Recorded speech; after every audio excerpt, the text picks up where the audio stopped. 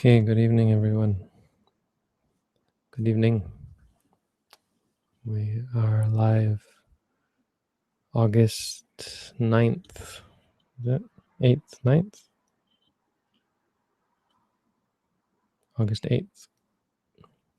We have a very small, brief quote that actually has great meaning. Special in that for such a small quote, it packs a whole bunch of meaning.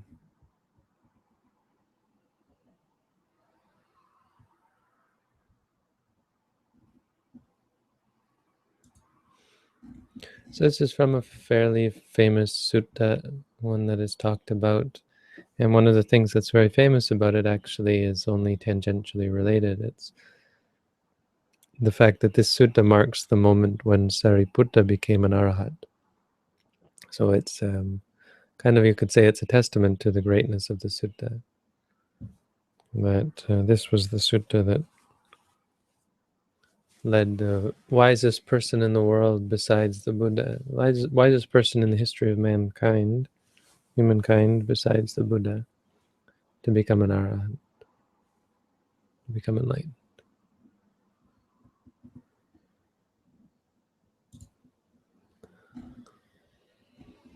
So right after this quote,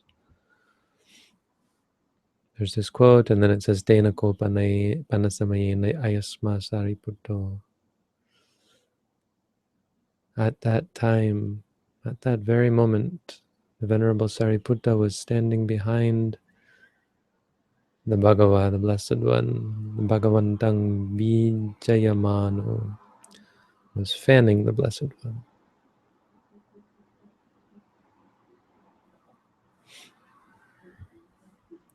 And he says, let's read it in English. Then he thought to himself, the Blessed One indeed speaks to us of the abandoning of these things through direct knowledge. Realized that the Buddha was speaking out of direct knowledge. Indeed, the Sublime One indeed speaks to us of the relinquishing of these things through direct knowledge. So it's not talking theoretically.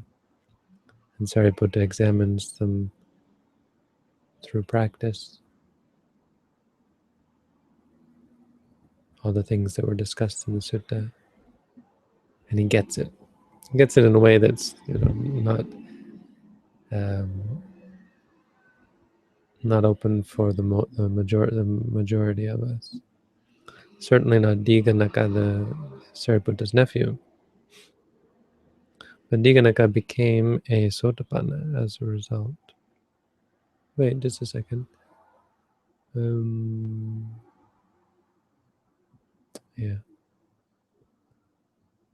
Not sure if he becomes a Sotapanna or an Arahant. I wonder if Diganaka saw the Dhamma, attained the Dhamma, understood the Dhamma.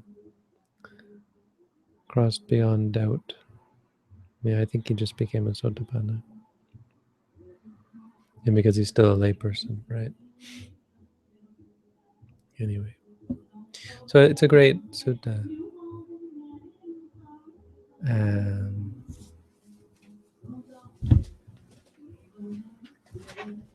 Just a second. Our neighbors have gotten enthusiastic about their music.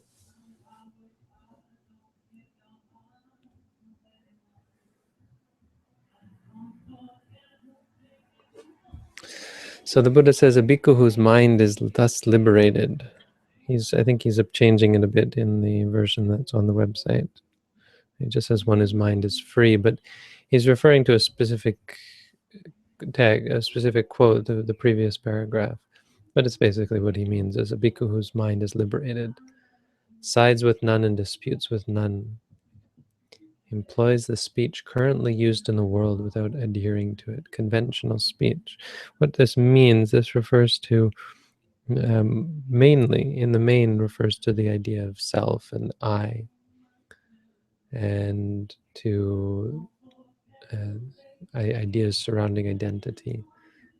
and belief, for example. Like the Buddha might say, I believe this, or not, he wouldn't say it exactly like that, but say it as my view is this, when in fact he has no idea, that he has no sense that it is I that hold this view or something. But it's just a manner of speaking, because you have to explain what the state of your mind is. And so in order to refer to that, you say my mind, you say I, and so on. But these are all conventions. So the sutta begins talking about something a little bit unrelated. But a lot of these suttas, it's so much, so great to read the suttas because of the flavor behind them. It's not just dry teachings that you get if you read a book like What is Buddhism, right? If you read an intro to Buddhism, you don't get this.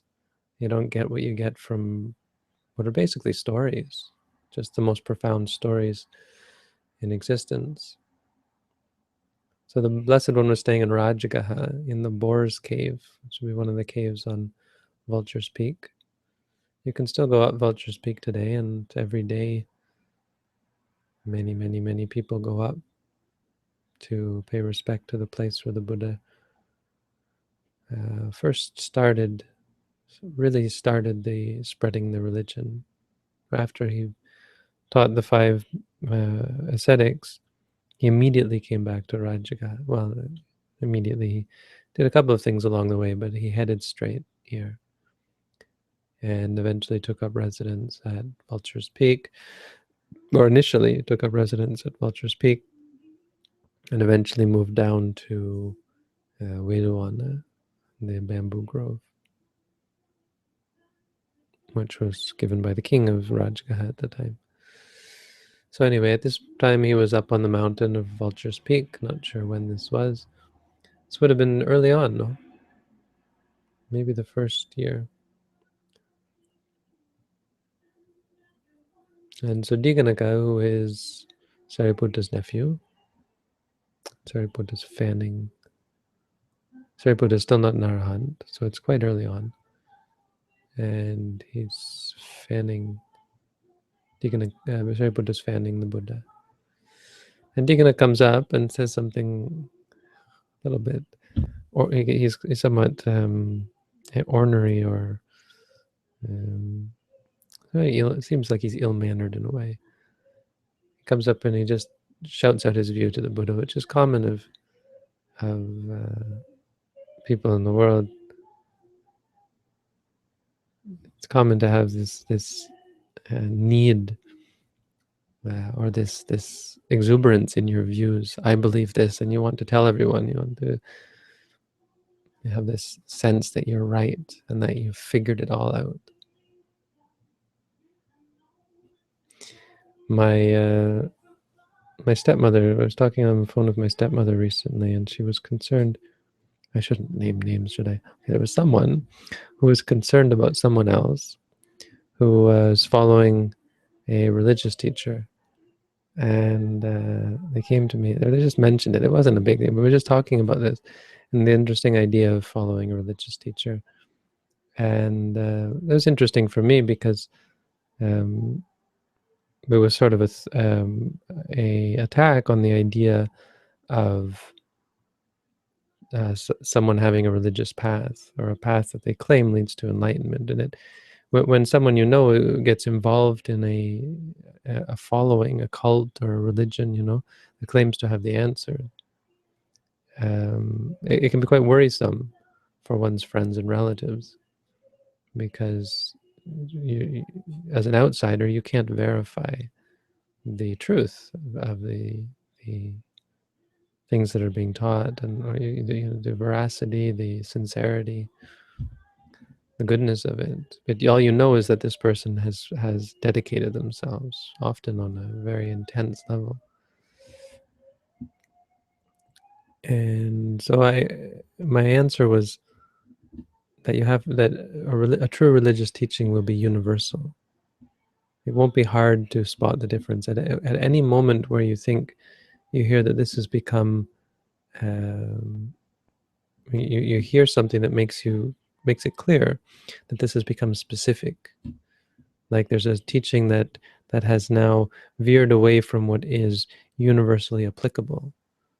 So suddenly you have to do certain rituals, and those rituals, there's no inherent, they don't have anything to do with inherently with reality. They become specific.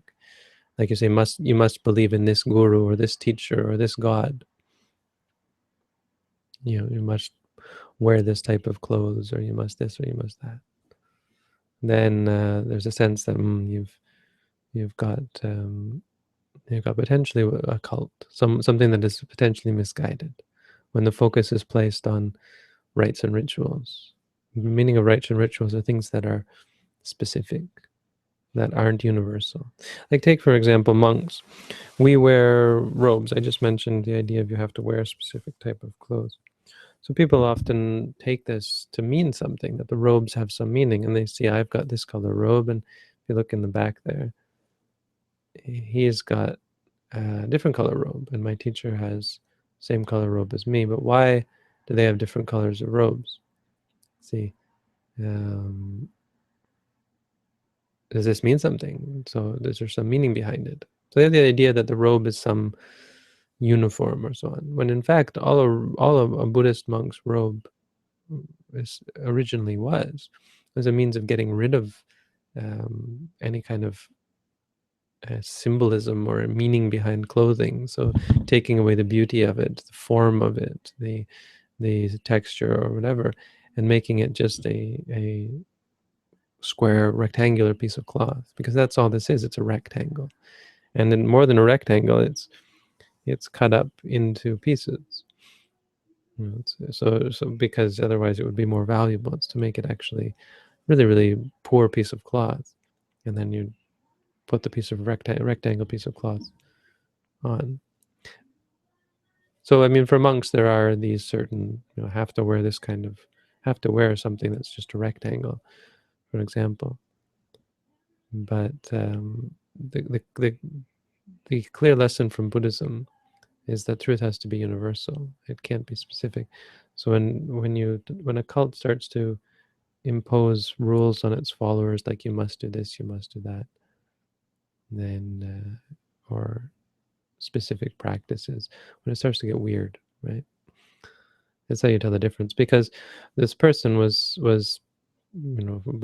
by all appearances was involved in good things, had become a kinder person, was more compassionate, and was always talking about doing good things. And I said, well, and it's just about goodness and happiness and peace and things that are universally appealing and clearly in a good way, then to that extent, there's nothing to be worried about.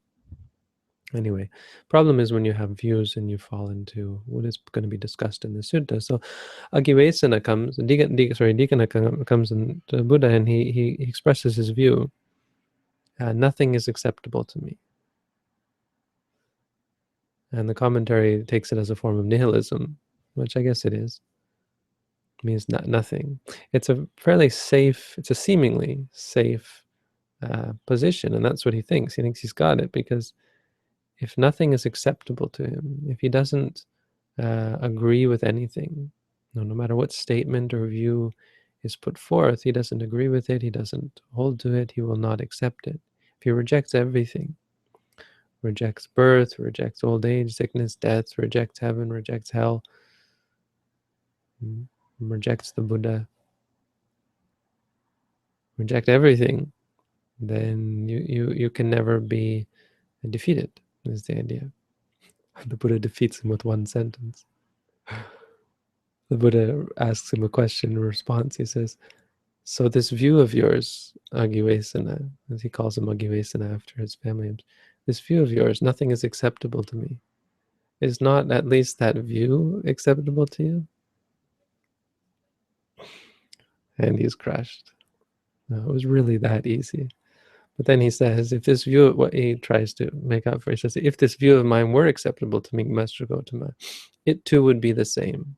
It too would be the same. So I don't know exactly what the Pali is, but he equivocates, which is a common thing to do when you're flustered.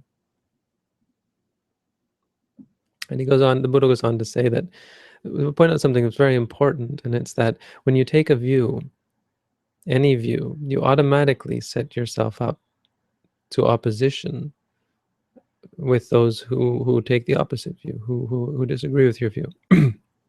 So he said there's three types of people. Some people say everything is acceptable to me. They accept everything. Some people say some things are acceptable to me and some things are not. And some people say nothing is acceptable to me and nothing is, and everything is not. And as a result, they fight.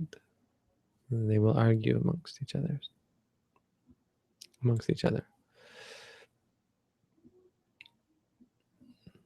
And he goes on and on. I'm not going to read the whole sutta, but then he gets into, he shows the difference between Buddhism and most other religious or spiritual paths. There's none of that here. There's none of that holding on. Holding onto a view is not the way of Buddhism. Buddhism is explaining. Explaining and pointing out the facts that are indisputable. What are the facts that are indisputable? There is the body and there is the mind. There are three kinds of feelings. Feeling is impermanent, conditioned, dependently arisen, subject to destruction, vanishing, fading away, and ceasing. Same with painful feeling, same with neutral feeling. Pointing out things that actually, when you hear them, seem kind of meaningless, pointless. If you didn't understand, if you didn't take it in the context of a meditation practice, you'd think, well, feeling exists. Feeling is impermanent. Well, yeah. But you don't, the problem is you don't understand the ramifications of that statement, that actually that statement has quite far-reaching ramifications. If feeling is impermanent, it blows the whole, our whole reality out of the water, and it shows us as the hypocrites that we are, or the, not hypocrites, but shows that we're on the wrong path. It points out how wrong the path we're on is, which on some level most of us know. Most of us know that we're not going to be satisfied by the things that we chase after. We can't help ourselves. We still are attracted to the desirable things, even though we know they are not going to satisfy us. So this isn't an intellectual teaching, and that's what gets Sariputta in the end. He says, wait a second, this is it. It's not an intellectual teaching. And he sees it. He watches the Vedana arising and ceasing, and he gets it. And when you get it on that level, then you wake up and you really see, I'm a fool. I'm approaching reality from the entirely wrong frame of mind. I have the totally wrong idea about reality, completely wrong view. And so that's what changes, and you no longer chase after something that is impermanent, suffering, and non-self. You really see. So it's not in, you can't say, yes, it's feeling is impermanent. I felt this and now it's gone. That's not what it means. That's a very coarse and unrefined realization. The subtle and refined ones are momentary, moment by moment by moment, experiencing the three characteristics.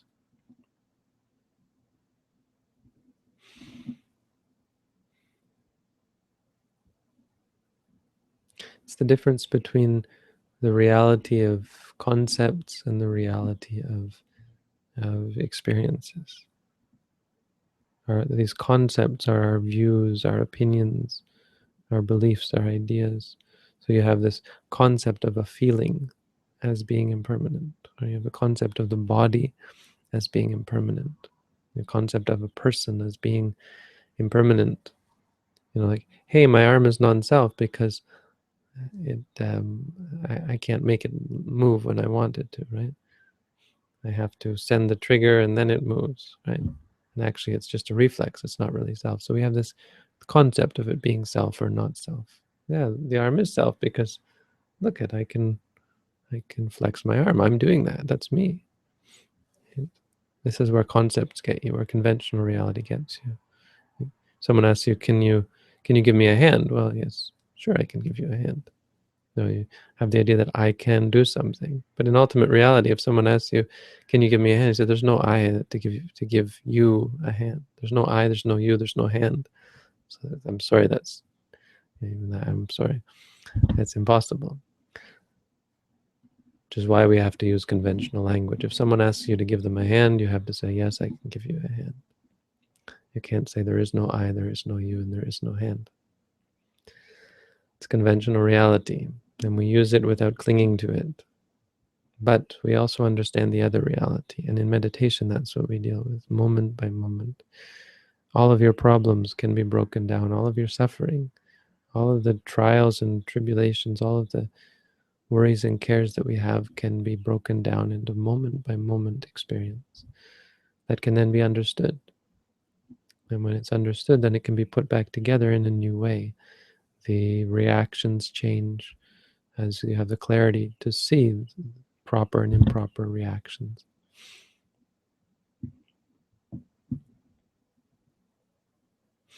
Seeing impermanent suffering, seeing that nothing is worth clinging to. Not pleasant feelings, not painful feelings, not neutral feelings. They are all impermanent, conditioned, dependently arisen, subject to destruction, vanishing, fading away, and ceasing. So that's Majjhima Nikaya 74, definitely worth reading. I encourage everyone to take the time to read that sutta and the whole of the Majjhima Nikaya if you have the time. But I think that's as far as we'll go tonight. Did you lose the live stream out there?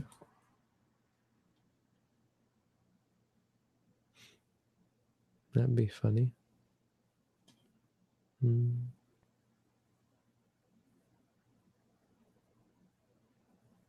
Yeah, it went off. Why did it go off?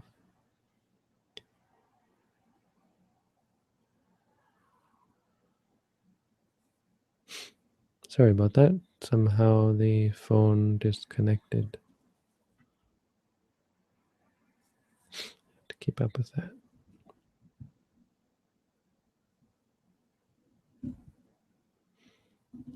How much did we lose? How much of the live stream, how much of the audio did we lose?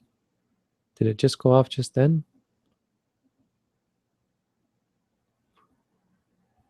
Robin says 1 minute ago. Did it just lose it because it just finished, so that's just good timing. Awesome. Okay. So that'll be recorded, and this will be recorded as another file. It records as soon as it stops. Anyway. So welcome everyone. Anyone have any questions for tonight, or gave a relatively long exposition there? I mean, compared to the other days. But if people got questions, I'm here for you. It's awesome to see. We've got a huge group. How many meditators here is this? 1, 2, 3, 4, 5, 7, 8, 9, 10, 11, 12, 21 on the list. 2 people currently meditating. 32 viewers on YouTube, which is good, you know, for a daily stream.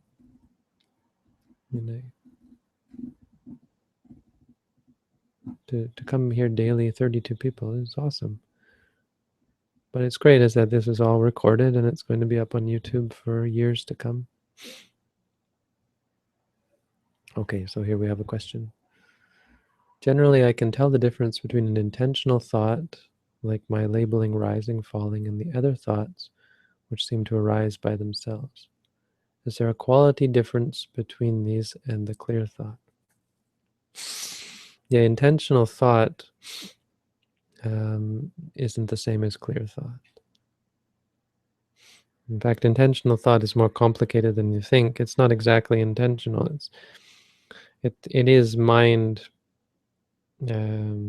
based, but what do you mean by intentional? Because where can you recognize the moment where you intended to do it? It can often just mean forceful thought. You know, what is I'm going to think X? Is that what happened? No. Thoughts can come from a variety of sources. So it's probably much more just a focused thought or a directed thought. Okay? Intention, and I guess you could say somewhat mindful, but it's only in a conventional sense that you're aware of what you're doing. You have a clarity of purpose, as opposed to a distracted thought. At least that's a thought where you have the potential to be mindful. But intentional thought isn't the same as clear thought. The clear thought is of the experience, when you recognize the experience as it is.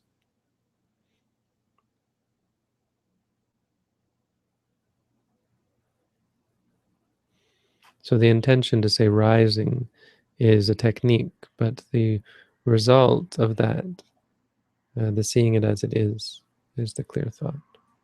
So sorry, I guess I'm just stuck on the word intentional, but if you mean your labeling of rising and your label of falling, the true labeling, true awareness that this is rising and this is falling, that is the clear thought for sure.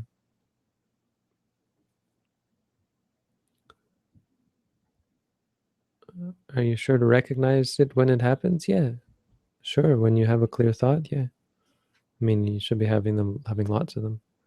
Hopefully it's not just one.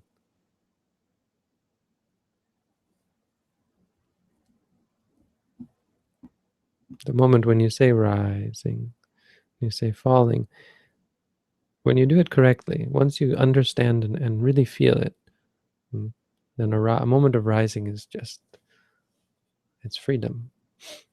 I mean, I guess you could say it's on a matter of degrees, because all it takes is one moment. If you say rising and you know clearly this is rising, the next moment can be nibbana. Like this teacher I was saying, said, hearing, boom, he was gone, because he was explaining it to someone, but he was also doing it himself.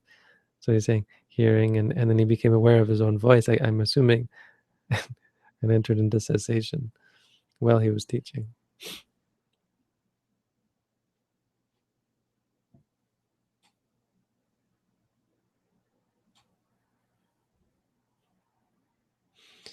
Is it cheating to meditate while listening to your talks? No, no, that's meditating while listening to a talk is great. It's not a substitute exactly for intensive practice, but certainly how you should be listening to a talk. You should be mindful and meditative.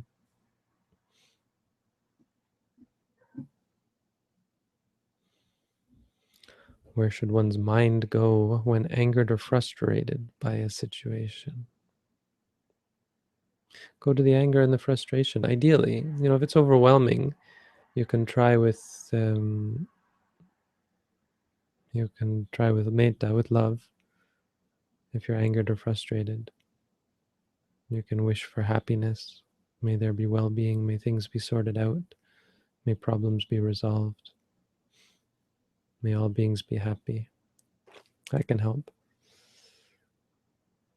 But ultimately, just be mindful of the anger. Don't worry about it. Don't be concerned about it. Just focus on it and see it clearly.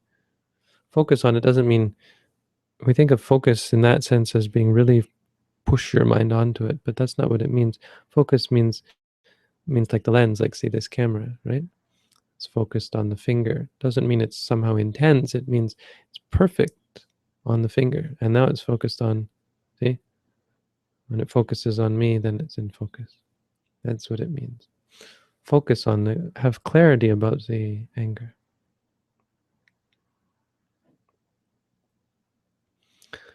Was Sariputta an anagami before becoming an arahant? Yeah, it ended with Sariputta becoming an arahant and Diganaka, his nephew, becoming a sotapanna. Sariputta was, I believe, a sotapanna at the time. He had become a sotapanna.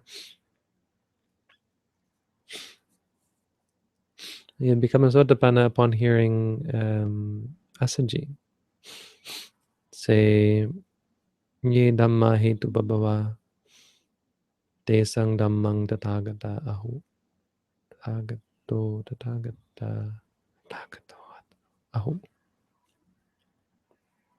Half of a verse. If I remember correctly, it took Sariputta half of the verse, and it took Moggallana the whole verse, I think. But then it took Sariputta 2 weeks to become an arahant, and it only took Moggallana 1 week. This is because Sariputta had a higher attainment in mind. He wished to become the chief in wisdom, chief disciple in regards to wisdom. So he wished to become hugely wise, so it was a harder thing to do. Moggallana just wished to have great magical powers.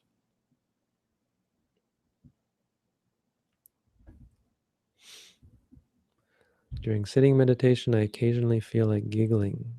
I say happy, happy, happy when it arises. But it seems to me a strange thing, this bubbly giggle urge. Something about it is a little disturbing, but I haven't nailed down what's disturbing about it. Is it common to have these wellings up? Yeah, we consider that to be related to rapture, piti, what we call. I mean, rapture is probably not the right word, but it's the closest. It's what we've always used because it's the closest in a Christian sense. They have the rapture. If you've ever seen those people who just suddenly go into some trance state, it's a form. So the Christian one is a form of what we call piti. So we still use the word rapture, but it's like this charged state, and the bubbling up is a part of that. Concentration is like water. You pour the water into the cup, so you need concentration. Just like putting water in the cup, you need to be full. But when the concentration becomes overfull, then there's a bubbling over, and it's like the water in the cup overflowing. So when your state of mind overflows, it's not a bad thing. It's just it sometimes overflows and gives rise to laughter, gives rise to crying. Some people will cry even though they're not unhappy. Some people will yawn again and again. There's often the shaking back and forth, rocking. You'll always get, if you have a big group of meditators, you always see one or two of them going like this. And they don't realize they're doing it, or they're not clearly aware of it. Or they're not aware of the intention to create it. They think somehow that it's happening on its own. Lots of different ways that it can arise. But yeah, say happy, happy. You can just tell it to stop sometimes, all of these things, any kind of rapturous state, because there's a subliminal sort of very faint kind of instigation. The mind is instigating it, even though you don't realize that you're instigating it. The shaking one is obvious because people will be in pain, and it starts from pain, and there's a little bit of shifting at first. Then you get used to shifting, and it triggers this. Because as long as you're shifting, and then suddenly you don't feel the pain anymore. And so it creates that. And so there's underneath that, there is the intention to move. And so when you say stop, it changes that. Just tell yourself to stop. Wellings up are often solved in that way.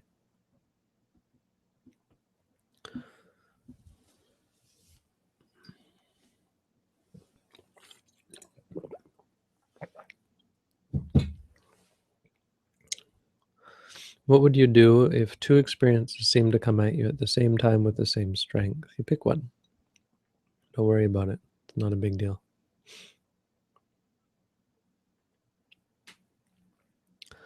We have someone with a yellow name. Uh-oh. Are we going to allow the yellow namers to ask questions? Of course, no problem. In your book, you espouse, and other teachers I have also espoused watching the breath at a certain point in the meditation, e.g. the belly or nose. Hum, hum, hum. What is the significance between the two methods? Is one better than the other? The belly or the nose, right? Well, Ajahn Brahm teaches at and there's a huge group of them. The people who teach anapanasati, which is mindfulness of the breath, they will have you focus at the nose because you maybe it's very subtle there and refined. It's conducive to calm. Meditation at the stomach isn't conducive to calm. Why? Because the stomach isn't the breath. The stomach is the body.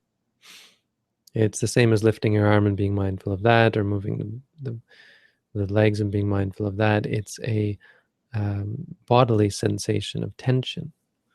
And tension is not the breath. Tension is the air element, but the air element is present when you flex your arm and you have that pressure, right? The feeling of pressure. Or when you clench your fist, the feeling of pressure, that's the air element. Even though my hand isn't breathing, but that pressure, when you clench your jaw, that's the air element, the pressure. When you feel that pressure, tension in the head, that's the air element. So this is the same, it's physical. It just happens to be related to the breath, and that's useful because you're always breathing, right? Which is why the breath meditation is so common, but it's only because of the same, it's only the same reason, it's not the same practice. The reason is that the breath is so is constant. The movement of the belly is also constant, because they're based on the same thing, but it's not the same meditation. This really isn't anapanasati. I mean, my teacher often says it is, but he knows it's not, traditionally, or it is in a sense, but it's different from actually being mindful of the breath, because it's mindfulness of the body. And you see even the Buddha doing that, kind of being vague about which it is, but specifically mindfulness at the nose can be mindfulness of the body, but it usually isn't. It's usually directed towards attaining states of tranquility that can only be gotten by focusing on a concept, because the breath is actually a concept. You don't experience the breath, you experience the body. You experience physical sensations like heat and cold, or pressure, slight pressure here, the intermittent pressure on the lip, very light, no? But it's so light that it's difficult to maintain, and if you were wanting to practice vipassana, so it much more often leads to, much more likely leads to samatha. It's very useful for the practice of samatha.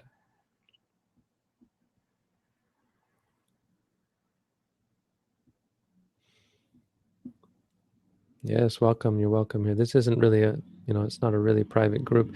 We would like people to come here to meditate. We don't want it to be totally open to the public. So if you've logged in, the idea, really, if you're logging in, it should be with the purpose of meditating. I guess some people are just logging in to say hello or ask questions, but that was sort of the point of moving to this, so that we just get people who are serious, because that's what we're here for.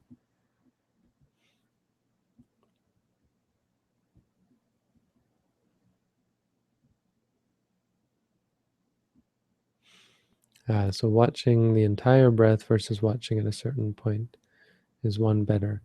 They're different techniques. I mean, as I said, neither one is really what we do. We're practicing mindfulness of the body. So if you're watching the breath, you could be following the breath, but it's still conceptual. There's nothing moving in and out. That's not how you experience it. Your experience is at a point, wherever that point is. So it's really the difference between practicing samatha or vipassana. Is it a big deal if you cannot breathe through your nose? No. No. Your mouth gets dry if you breathe through your mouth, I think. But you just swallow and whatever. It's not a big deal.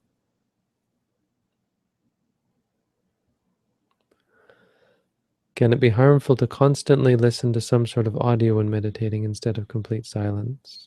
Most likely, if you're referring to music or something that you feel is augmenting your practice, then it becomes a crutch. I mean, if it's music, then it becomes a hindrance, as the desire leads to greater clinging.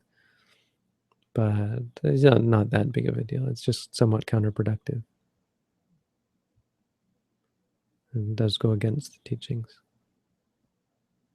But if you put on nature sounds might work. Nature is interesting because it triggers sort of a state of familiarity in us. When we go off into the forest, it's not because the forest is beautiful exactly, because the forest is comfortable. Because so many lifetimes before the advent of society, every lifetime would have been lived in the forest again and again and again. So it's become a very big part of our psyche. So even just hearing the sounds, it triggers something that puts our mind back in the right frame of mind. So on a preliminary level, on a foundational level, it can be useful, I would say. I wouldn't discard the idea of having that nature sounds during your meditation, but it's certainly not something to be dependent upon. You shouldn't require such music or whatever, or such sounds. You should be able to meditate on here. This monastery, you hear the noise, I think, but we're right on a fairly main road, and so a lot of the trucks getting onto the freeway will come through here on their way, and so we get a lot of idling motors. And before, when we were just in the main building, we did a meditation course with everyone staying in the main building, and it was very close to the road, and so you get these vroom, vroom, vroom, vroom, vroom, shaking the walls, shaking the doors. You get the air brakes squealing, and some people were complaining about it. And I said, "Look," and I went out and practiced on the front lawn, right beside the sidewalk, right beside the road, just to show that shouldn't be something that gets in your way. It really shouldn't. I used to meditate in the airport. I do meditate in the airport when I'm in the airport. Do walking meditation sometimes. When I was recently, I remember where I was going, but had some delay, so I got up and did walking meditation.